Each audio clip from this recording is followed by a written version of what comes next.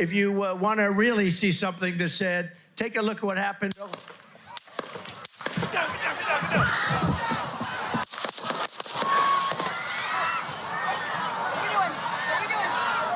We want to get right to breaking news tonight. Former President Donald Trump was rushed off stage at his rally in Pennsylvania after shots rang out. This is video from the event. Secret Service swarmed the stage to protect him and got him off that stage immediately to take him for an evaluation. Trump's spokesperson says the former president is fine and that he thanks law enforcement for their quick response. And take a look at some of these pictures from the rally moments after the gunshots rang out. You can see the blood on the right side of his face and on his ear right there. You can see where the Secret Service swarmed the stage and gathered around him to protect him. And moments after, right there on your screen, you can see him emerge with his fist in the air, letting people know he was okay. Now, according to authorities, what happened today is being investigated as a possible assassination attempt. Pennsylvania officials say live rounds were fired outside of the security perimeter. Butler County District Attorney Richard Goldinger told ABC News, quote, "The shooter is dead and a bystander is dead." He also says 2 other bystanders are seriously injured. President Trump has issued a statement following what happened today at his rally. He writes, quote, "I want to thank the United States Secret Service and all of law enforcement for their rapid response on the shooting that just took place in Butler, Pennsylvania. Most importantly, I want to extend my condolences to the family of the person at the rally who was killed and also to the family of another person that was badly injured. It is incredible that such an act can take place in our country. Nothing is known at this time about the shooter, who is now dead. I was shot with a bullet that pierced the upper part of my right ear.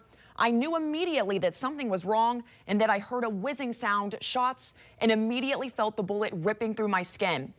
Much bleeding took place, so I realized then what was happening. God bless America."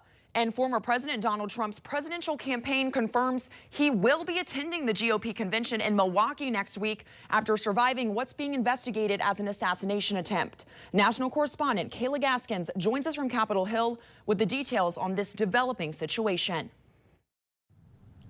Donald Trump releasing a statement in the hours after the attack, saying he was shot by a bullet that pierced his upper ear. He also thanked the Secret Service for their action and gave condolences to the rally attendee who died. Trump's campaign confirmed the former president is fine and that he was checked out at a local medical facility. A political rally turned into a crime scene. This is a big crowd. This is a big, beautiful crowd. As the former president spoke to his supporters in Butler, Pennsylvania Saturday, gunshots ripped through the air. Donald Trump seen reaching for his ear before dropping to the ground. Secret Service immediately rushing the stage to surround him. Screams heard in the crowd. Go. After a few tense moments, the former president on his feet. Blood spattered across his cheek and ear. Trump giving a fist bump as Secret Service whisked him away to the hospital. The Associated Press reporting the shooter is dead, along with one rally attendee. President Biden said he would be speaking to Trump and condemned the violence. There's no place in America for this kind of violence. It's sick. It's sick. Republican House Majority Leader Steve Scalise was shot in 2017 by a left-wing activist. On Saturday, Scalise writing, "For weeks, Democrat leaders have been fueling ludicrous hysteria that Donald Trump winning re-election would be the end of democracy in America. Clearly, we've seen far-left lunatics act on violent rhetoric in the past. This incendiary rhetoric must stop."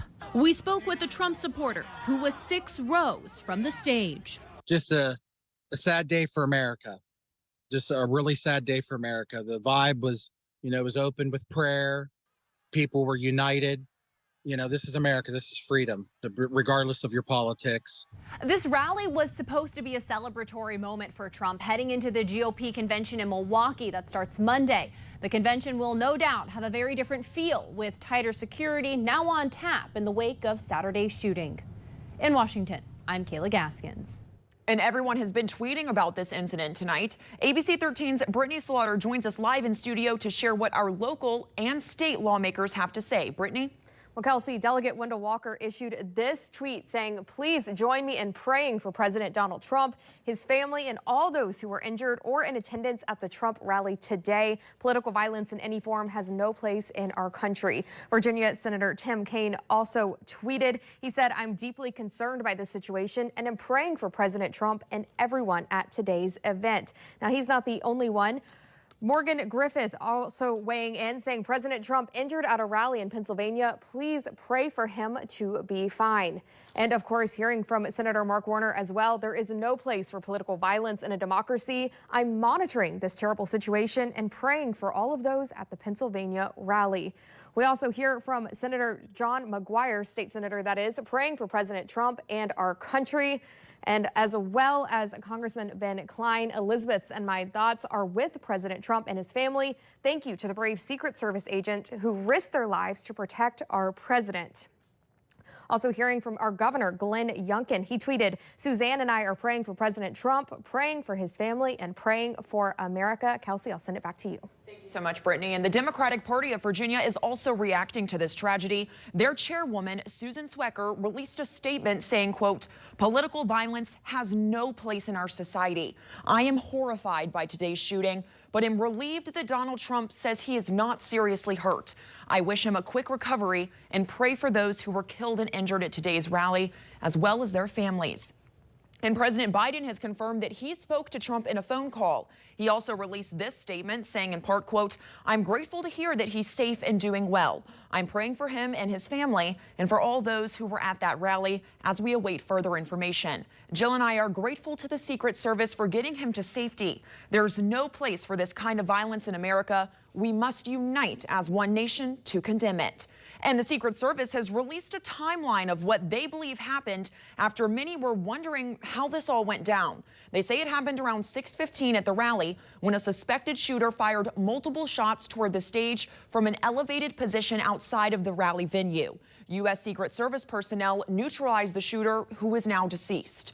U.S. Secret Service quickly responded with protective measures, and the former president is safe and being evaluated. One spectator was killed. 2 spectators were critically injured. The incident is currently under investigation, and the Secret Service has formally notified the FBI. If you want to really see something that's sad, take a look at what happened.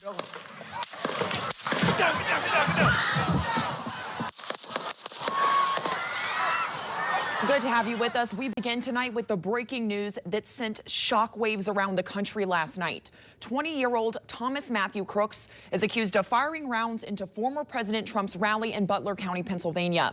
Trump was hit on his right ear and is said to be doing fine, while another man was killed and 2 others seriously injured. President Biden addressed the nation this afternoon, calling for an independent investigation into what happened. We have team coverage tonight of this tragedy from Washington, D.C., and right here in our area with how our area lawmakers are responding. First, to national correspondent Christine Frizzell with the latest on the case. An incident not seen in a generation. Now the start of a new chapter of modern history. The assassination attempt of the former president and current presumptive presidential nominee, leaving a nation stunned. That bullet went just apparently a millimeter from doing real and permanent damage to him, or perhaps taking his life. Speaker of the House Mike Johnson promising a full investigation into how Donald Trump was left so vulnerable, following witness accounts like this. We noticed the guy crawling, bear crawling up the roof. We're pointing at the guy crawling up the roof. And he had a gun, right? He had a rifle. A rifle. We could clearly see him with a rifle. Absolutely. The suspected shooter, killed by Secret Service, now identified as 20-year-old Thomas Matthew Crooks, a registered Republican who also donated to a left-leaning group. Police say he had explosives in his car and at his home and was just about 200 to 300 yards away from the stage where Donald Trump was speaking. How is it that someone could get on a roof with a superior position with a weapon and attempt to assassinate former President Donald Trump? It's just unthinkable, unfathomable. We need to know, is this a protocol failure? Is this a resources issue? A defiant Donald Trump urging his followers on social media to fear not and remain resilient. Returning to New Jersey and announcing he had decided not to delay his trip to Milwaukee, posting, "I cannot allow a shooter or potential assassin to force change to scheduling or anything else. President Joe Biden speaking out on the incident as well once again. An assassination attempt is contrary to everything we stand for as a nation, everything. It's not who we are as a nation. It's not America. And we cannot allow this to happen. A former Pennsylvania fire chief, Corey Comparator, was killed while attending the Butler County rally. His sister posting this photo on Facebook saying, "My baby brother had just turned 50. Corey loved his community, and most especially, Corey loved his family. Former First Lady Melania Trump posting this statement on X, calling the country to ascend above the hate, the vitriol, and the simple-minded ideas that ignite violence. President Joe Biden is echoing those calls for unity, as are many of his fellow Democrats, saying it's time to stop calling for him to step down out of concern for his debate performance or his poll numbers, and instead stand behind him during this difficult time for our country. I'm Christine Frizzell reporting. Democrats from all over are condemning the actions of the suspected shooter and praying for the former president and his family. ABC 13's Brittany Slaughter joins us live in studio tonight to share our Virginia lawmakers' responses. Brittany? Well, good evening, guys. What happened last night has lawmakers on both sides responding, of course. I spoke with Denise Tuttle, chair of the Lynchburg Democratic Committee. She tells me she was saddened by what happened and thankful that Trump is okay. However, she says she was concerned by his initial reaction. I was upset. It was disconcerting to see Donald Trump leaving the rally with the raised fist and shouting, "Fight, fight, fight." What kind of message does that give? Well, I think that gives the wrong message. We don't need to fight, fight, fight. We need to work together. We need to figure out how the policies that we want enacted through our government legislation can be worked out through both parties.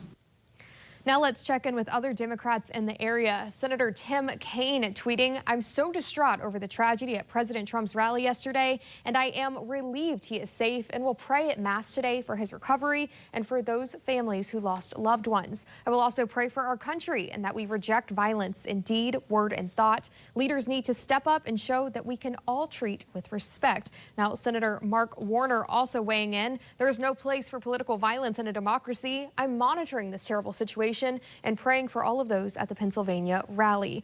Representative Abigail Spanberger also commenting, saying, "My prayers are with the 45th president, and I wish him a swift and complete recovery. Thank you to the law enforcement and first responders on the scene for the quick response. As we learn more, we must be clear that political violence is never acceptable in America." And 5th District Democrat candidate Gloria Tinsley Witt sent us this statement saying, quote, "I was saddened by the assassination attempt and the death of an innocent bystander. Violence has no place in politics or anywhere else." Kelsey Noreen, I'll send it back to you. Thank you, Brittany. And we also caught up with our local Republican lawmakers. ABC 13's Rachel Tillapaw has their reactions as this horrific news was unfolding. Republican lawmakers in our region are still shocked after gunfire hit the former president at his rally last night. Can you kind of explain what your reaction was when you first heard about this news? Yeah, very sad. I mean, but I think it was a miracle, but it definitely, I just know that God protected him. If he'd have turned his head just a little bit, I'm a sniper instructor. I know a lot about that sort of thing. And we're very blessed to have President Trump still with us. And it's just, just a sad feeling in your gut. Senator Mark Peake says he heard the news over the radio. Could you kind of speak to what was your first reaction when you heard of the news? Well, in my car, I was listening to the speech on Sirius Radio, and he started talking about immigration, and then you could hear the pop, pop, pop, and I knew immediately something was going on, and then they stopped talking, so I thought there'd been a mass shooting and immediately called my wife as I was driving to get her to turn on the TV because they quit talking, and I couldn't obviously see what was going on, and they said Trump was down, and it was just terrifying. Delegate Wendell Walker says it's a miracle Trump wasn't killed. Last night I was having dinner with my family, and all of a sudden my phone started going off. I was receiving text messages, signal messages, and things like that, that a former president, Donald Trump, had been shot. And so I immediately got up and go in to watch the TV, and we could see what was happening at that point. It was all pretty live. And it is so sad to see that our country is at this state where the violence seems to be the thing that is dominating out here. And if you don't like a person's position, then we're just going to take a violent action. This is horrible. What we experienced last night was nothing more than a divine miracle of God. They all say officials need to beef up security for upcoming rallies and conventions. They also say they're inspired by Trump's strength, and if this is time to take a step back and unify our country. Back to you. Coming up, a look into the past. We break down some of the previous assassination attempts and other political violence incidents in our country. And the suspect's past. What we're learning about the man who authorities say shot Trump, as well as the victim.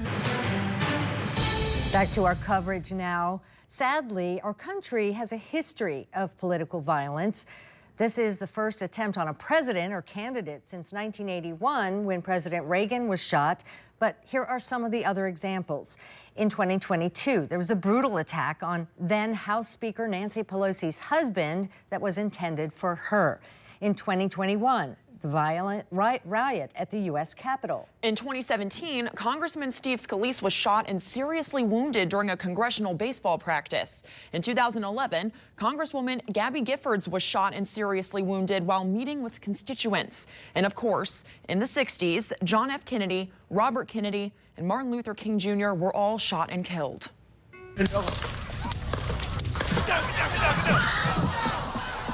I'm thinking to myself, I'm like, why is Trump still speaking? Why have they not pulled him off the stage? Fear on the minds of every American over the last 24 hours after former President Trump was shot in the ear and a bystander killed. President Biden addressed the nation from the Oval Office. We cannot, we must not go down this road in America. We can't allow this violence to be normalized. Meanwhile, the former president landed in Milwaukee tonight ahead of the Republican National Convention. One of the big questions, how will the events of yesterday impact the RNC? This is probably one of the most secure areas on the planet. The great lengths being taken for security going into tomorrow's big day. News coverage you can count on. This is ABC 13 News at 11.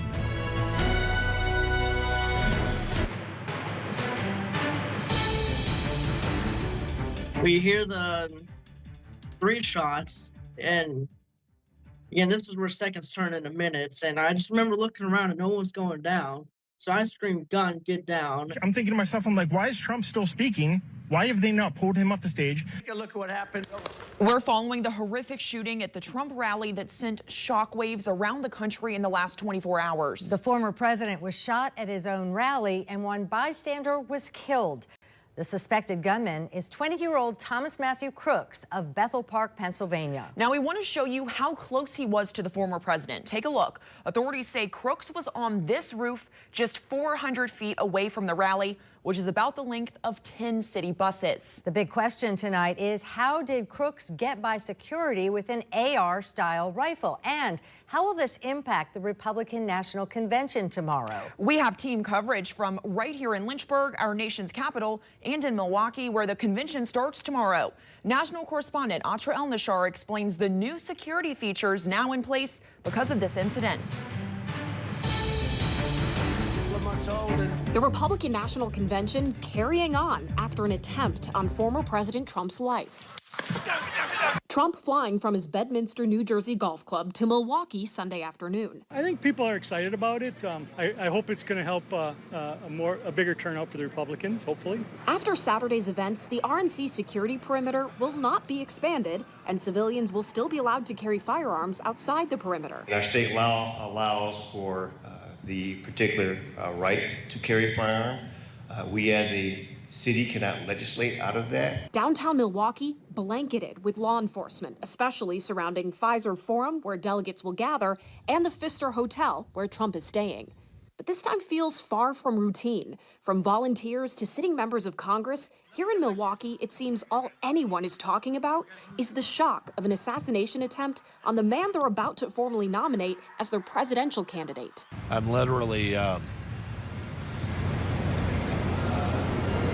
beyond words at what has happened there. I got a phone call from my brother, and I couldn't believe it. And he said, no, it really happened. President Biden ordering an independent review of what happened at the Pennsylvania rally and how, and for the findings to be made public. And I've directed the head of the Secret Service to review all security measures for the Republican National Convention. An estimated 50,000 delegates, media, law enforcement, and visitors are expected. Even before the Trump rally shooting, the Department of Homeland Security designated the RNC as a Tier 1 event with national and/or international importance that requires extensive federal interagency support. Local and state police aiding federal law enforcement ranging from Secret Service to the Coast Guard and Customs and Border Patrol, monitoring the skies and nearby Lake Michigan, Milwaukee, and Menominee rivers. Very confident in the security situation here in Milwaukee. This is probably one of the most secure areas on the planet. Capitol Police is also here to protect sitting members of Congress attending the convention,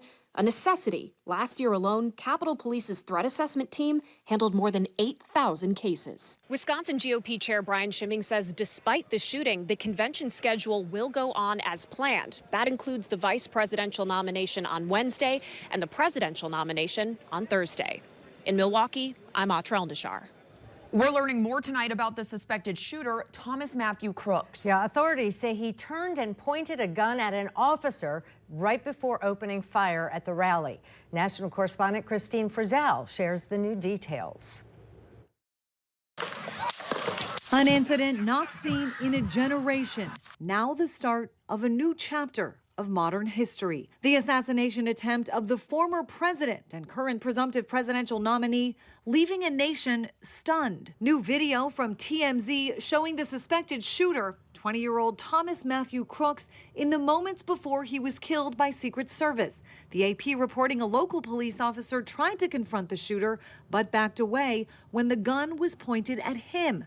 The suspect's yearbook photos seen here. The crime now being investigated by the FBI as a domestic terror attack. That bullet went just apparently a millimeter from doing real and permanent damage to him or perhaps taking his life. Speaker of the House Mike Johnson promising a full investigation into how Donald Trump was left so vulnerable following witness accounts like this. We noticed a guy crawling, bear crawling up the roof. We're pointing at the guy crawling up the roof. And he had a gun, right? He had a rifle. A rifle. We could clearly see him with a rifle. Absolutely. Police say he had explosives in his car and at his home and was just about 200 to 300 yards away from the stage where Donald Trump was speaking. How is it that someone could get on a roof with a superior position with a weapon and attempt to assassinate former President Donald Trump? It's just unthinkable, unfathomable. We need to know, is this a protocol failure? Is this a resources issue? A defiant Donald Trump arriving in Milwaukee for the Republican National Convention, saying he decided not to delay his trip, posting, "I cannot allow a shooter or potential assassin to force change to scheduling or anything else." President Joe Biden from the Oval Office addressing the nation Sunday night. A former president was shot, an American citizen killed, while simply exercising his freedom to support the candidate of his choosing. We must not go down this road in America. A former Pennsylvania fire chief, Corey Comparator, was killed while attending the Butler County rally. His sister posting this photo on Facebook saying, "My baby brother had just turned 50. Former First Lady Melania Trump posting this statement on X, calling the country to ascend above the hate, the vitriol, and the simple-minded ideas that ignite violence. President Joe Biden is echoing those calls for unity, as are many of his fellow Democrats, saying it's time to stop calling for him to step down out of concern for his debate performance or his poll numbers, and instead stand behind him during this difficult time for our country. I'm Christine Frizzell reporting. A local security expert who says he's been part of the detail for 4 former presidents says he sees some obvious mistakes here. Chris Rigoni owns Executive Security Concepts in Troutville. For one thing, he says that roof where the shooter was absolutely should have been cleared. He also says the second that suspect was spotted, there should have been instant communication and action. If someone saw that guy with the rifle and he was identified as a threat, they shouldn't have waited for him to fire a shot. They should have shut down the event and got him out of there. So, it's way too early to say, but that's, some of the things I saw just from my perspective. He is also surprised they didn't have drones in the air as well, but adds it is easy being an armchair quarterback. This morning, we are continuing to follow the assassination attempt on former President Trump. On Saturday, gunfire broke out at a Trump campaign rally in Pennsylvania, which left one person at the rally dead and 2 others injured, in addition to Trump. We are covering this story from all angles. We have team coverage this morning with ABC 13's Jacob Hunziker live in Franklin County. But first, ABC's Allison Kosick brings us up to speed with the latest on the shooter. This morning, authorities are piecing together a profile of the man suspected of taking aim at former President Trump, 20-year-old Thomas Matthew Crooks, as they try to find the motive. Obviously, something triggered this lad, and he committed this horrible act. And he may or may not have talked to anybody. Crooks is from Bethel Park, Pennsylvania, a suburb of Pittsburgh. He was a registered Republican who would have been eligible to vote for the first time this year. He had no known history of mental illness. Crooks worked in a nursing home as a dietary aide and graduated high school in 2022, where students say he was smart, liked computers, and was a loner. Investigators confirming they believe this image shows him in high school in April 2022. He was always bullied every day. He was just an outcast. He is starting to appear like he fits a pretty common pattern here of individuals that apparently he was bullied when he was younger. And those types of humiliation experiences, those grievances, when you combine it with an online environment that's going to feed the grievance and suggest that violence might solve the problem, often results in these mass attacks. While in high school, Crooks was rejected from the rifle team in part for being a bad shot, but did become a member of a local shooting club. Records show he had no military experience. His neighbors stunned that the suspected would-be assassin lived among them. How sad for his parents. You just never really know somebody at all anymore, and it's kind of shocking. Investigators are now trying to search Crooks' phone, looking for any misinformation he may have been consuming and whether it played any role. The FBI says it's confident Crooks acted alone, but they don't know why he acted at all. He wasn't on their radar, he has no criminal record, and what they've seen so far of his digital history offers no useful clues as to why he would do this. Allison Kosick, ABC News, New York. In reaction to the assassination attempt of former President Donald Trump, now pouring in. ABC 13's Jacob Hunziker joins us live this morning from the Trump store in Franklin County with a look at how folks in our area are responding to what happened. Jacob. Patty, Paige, good morning to both of you. As you mentioned, we're here at that Trump store in Franklin County, and if you take a look behind me here, of course, things are fairly quiet at this hour, which is to be expected given that it is only 5 o'clock in the morning. But just a couple of hours ago, it was a completely different story. The owner of the Trump store, Whitey Taylor, tells us that there has been dozens of additional people, additional customers, more than normal, that have been coming out here to show their support for former President Donald Trump. He said it has been such an influx of customers that they actually had to extend their normal business hours, which are typically from 7 a.m. to 9 p.m., to actually 11 p.m. on Saturday night. So they actually had to extend their closing 2 hours on Saturday because there were so many people coming out here, again, to show their support for former President Donald Trump after that assassination attempt on Saturday night. Here's what Whitey Taylor had to say when we asked him on his thoughts after that shooting. I knew he was protected. God had protected him, and that definitely God protected him. And coming up at 6 o'clock here on Good Morning Virginia, we're going to be speaking with some of the employees of the Trump store here in Franklin County to get their thoughts on the assassination attempt, as well as where they think we go from here moving forward. We're live in Franklin County this morning. I'm Jacob Hunziker, ABC 13 News. Well, our Virginia Republican lawmakers talk the exact moments they found out what happened in Pennsylvania. ABC 13's Rachel Tillepaw shares their reaction to the news. Virginia Republican lawmakers are still shocked after shots were fired at the former president last night. But through the horror, Senator Mark Peake says he was encouraged by the strength Trump showed. Being a Republican lawmaker yourself, does he inspire you, kind of being the head of all the Republicans right now? What people saw, unscripted, natural reaction to an attack on his life. And you saw how he fought. You saw how he got up. You saw how he wanted to reassure the people that had shown up there to see him. And then, of course, you saw the sorrow and we all have to express our sorrow and grief for I know at least one person was killed, 2 others horribly wounded, and one of them may have died at this point. I mean, for the innocent people who were killed by this terrorist kid, it's just horrible. Senator John McGuire says this will spark more support for Trump's campaign. Do you think more people will be voting for Trump after the assassination attempt? Yes, I absolutely know that already. I mean, obviously, I have, I'm working to represent District 5 in Congress in Virginia, and I've already had some folks reach out to me and say, okay, this did it. They're now on the Trump team. Delegate Wendell Walker is calling for action. Who do you see as being accountable for letting these shots get fired at President Trump and even letting that shooter get up on the roof? Well, certainly the security team or the CIA, Secret Service, whoever was responsible for that, has got to own up to somewhere they failed in making sure that the whole perimeter was secured. They all say officials need to increase security for upcoming rallies and conventions. They say this is a time to step back and unify our country. Back to you. Democrats from all over are condemning the actions of the suspected shooter and are praying for former president and his family. ABC 13's Brittany Slaughter shares the responses pouring in from our Democratic lawmakers.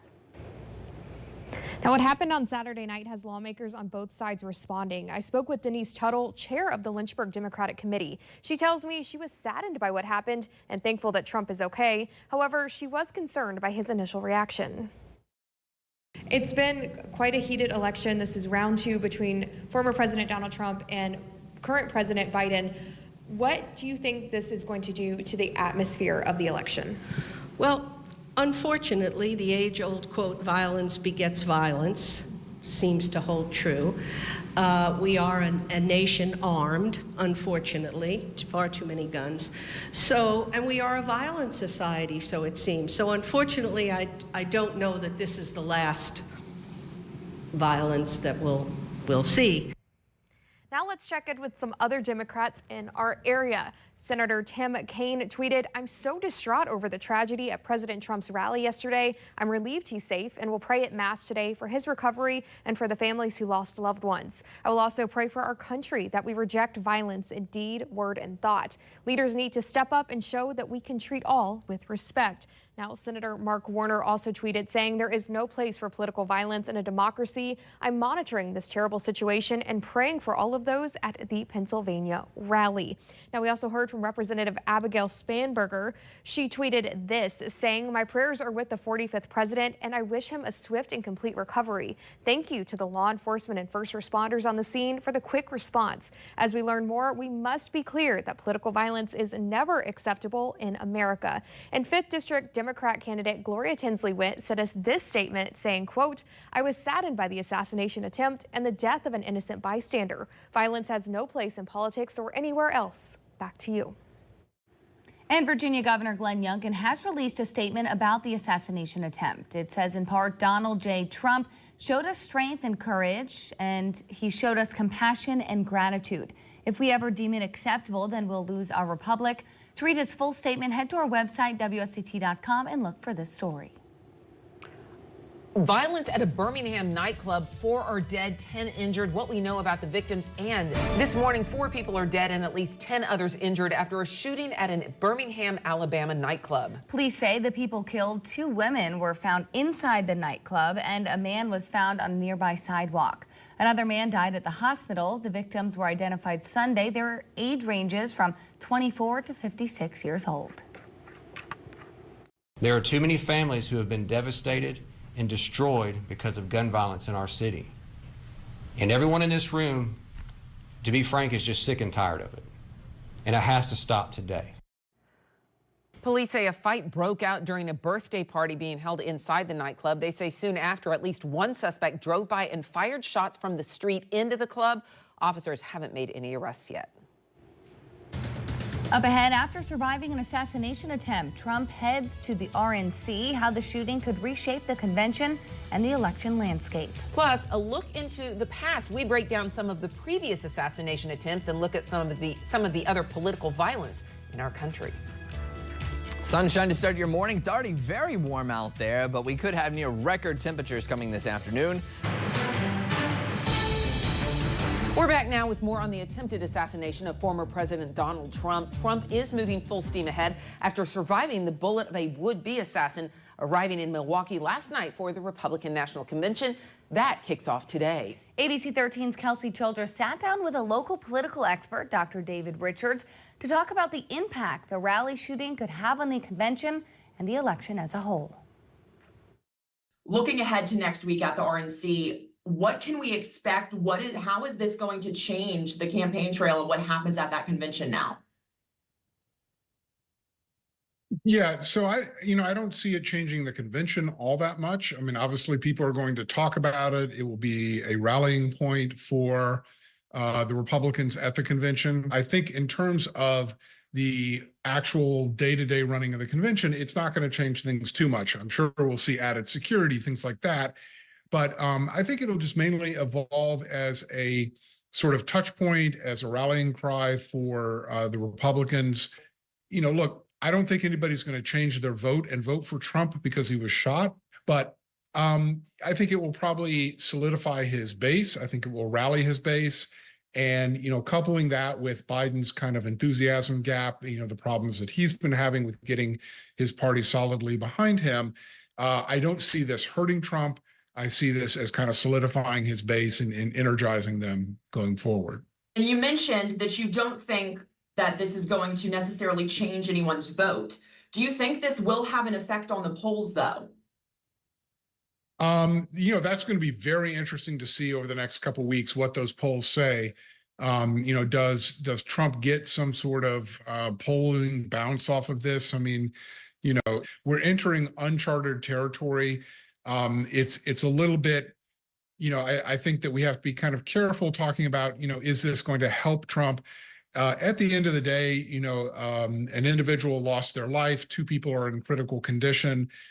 This is a really horrible event that really needs to be examined and roundly condemned. And I'm glad to see that, both sides of this issue, both campaigns and both parties have been pretty clear about condemning this and saying this is not how we operate in the United States. Now, Richards tells me one of the immediate impacts of this shooting is the fact that no one is talking about whether Biden should drop out or stay in the race. Instead, the focus has shifted to the assassination attempt, which Richards says could be a positive shift. They're now changing former President Donald Trump's security plan following the assassination attempt. A source tells ABC News that includes adding more officers to protect Mr. Trump. ABC's Perry Russum is in Milwaukee ahead of the Republican National Convention with more. Day one of the Republican National Convention and the scheduled focus on Trump's economic plan is overshadowed by this weekend's assassination attempt.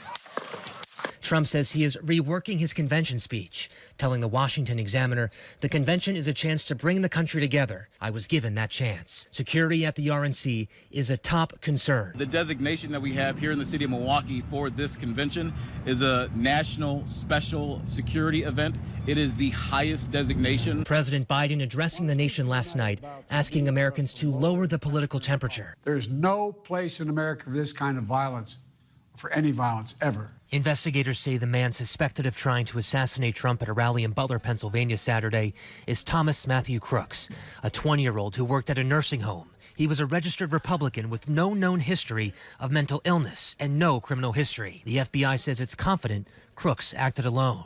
The Butler County Sheriff telling ABC News that moments before the shooting, a local police officer confronted Crooks on the roof, but Crooks quickly turned and aimed his gun at the officer, forcing him to retreat. The Secret Service is facing major questions as to how the shooter was able to get so close to Trump. A direct line of sight like that to the former president should not occur, and we are going to really study the event independently and make recommendations. The same agency is in charge of protecting the RNC. The Secret Service says they've been planning for this event for more than a year. We're not anticipating any changes to our operational security plans for this event. One person was killed at Trump's rally. Pennsylvania Governor Josh Shapiro identifying him as Corey Comparator, his family posting tributes online. Shapiro says the firefighter died protecting his family. We are still waiting to see who Trump is going to pick as his running mate. We're being told it is down to 3 people: Senator J.D. Vance, Senator Marco Rubio, and the governor of North Dakota, Doug Burgum. A decision could be made as early as today. Perry Russum, ABC News, Milwaukee. And we're learning more about the victims who were shot at the Trump rally in Butler Saturday night. Pennsylvania State Police have identified 57-year-old David Dutch and 74-year-old James Copenhagen were shot and are both still at the hospital but are in stable condition. And we spoke with a local political expert, Dr. David Richards, about the impact the shooting could have on the convention and the election as a whole. He tells us he doesn't expect the assassination attempt to impact the convention all too much. He feels it will actually be rallying for Republicans. I don't think anybody's going to change their vote and vote for Trump because he was shot, but I think it will probably solidify his base. I think it will rally his base. And, coupling that with Biden's kind of enthusiasm gap, the problems that he's been having with getting his party solidly behind him, I don't see this hurting Trump. I see this as kind of solidifying his base and energizing them going forward. Richard says one of the immediate impacts of this shooting is the fact that no one is talking about whether Biden should drop out or stay in the race. Instead, the focus has shifted to the assassination attempt, which Richard says could be a positive shift for Biden's campaign. Now, reaction to the attempt of former President Donald Trump is pouring in. ABC 13's Brittany Slaughter joins us live from the Trump store in Franklin County with a look at how folks in our area are responding to the incident. Hey there, Brittany. Hey, Paige, that's right. This store is pretty hard to miss. You can see behind me lots of flags. So if you're in the area, you're not going to miss it. That's for sure. The owner said he's seen an influx of customers in the days since the shooting. We talked to owner Whitey Taylor, and he said dozens of people came out to the store, and they even had to extend their normal hours from 7 a.m. to 9 p.m., staying open until 11 o'clock in the evening on Saturday. When we asked about the shooting, Taylor had this to say. Neighbors that don't like me, they came down to support Trump. And they're telling me we're voting for Trump this time. Never again will we vote Democrat. Why? Well, it's just so they can see what's happening, the evil and corruption that's coming from the other side. Now, the store is planning on getting a shipment of shirts and other merchandise today, including things that say Kevlon Don. Not exactly sure when those shipments will be in today, but the owner says if you're interested in something like that, you should just call before you come out so you don't waste a trip if the shirts aren't in yet. For now, live in Franklin County, Brittany Slaughter, ABC 13 News.